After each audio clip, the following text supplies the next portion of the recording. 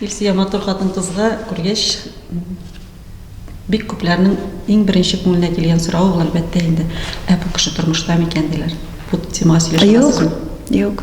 Күптән сез туй букеты тоттыгыз. Тотасың инде, тотып калмый, мужик тотмадым, букетін гына тоттым. Исәптә бармы соң?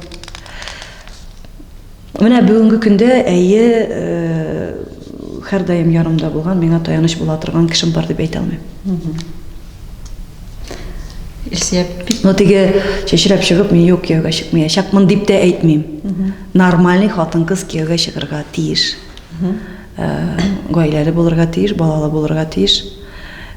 Ләкин мужикларны кибеттә сатмыйлар. Менә бер гастрольләрен тамамлагачтан барып кына алыр идем шуннан. Аның яхшыларын разбирать итеп бетергәннәр, инде алар бөтенесе өйләнгән. Менә монда 40 яшын тутырган балалы хатын бүгенге көндә беркемдә чират тормый, әйдә миңа кияүгә дип. Һәм мин адекватный хатын буларак беренче очракта бит әле ул миңа ир түгел, иң беренче минем балама ата булырга тиеш. Аннан соң артистка хатын-кыз, аны тоже теләсә кайсы ир күтәрә алмый андый әйберне.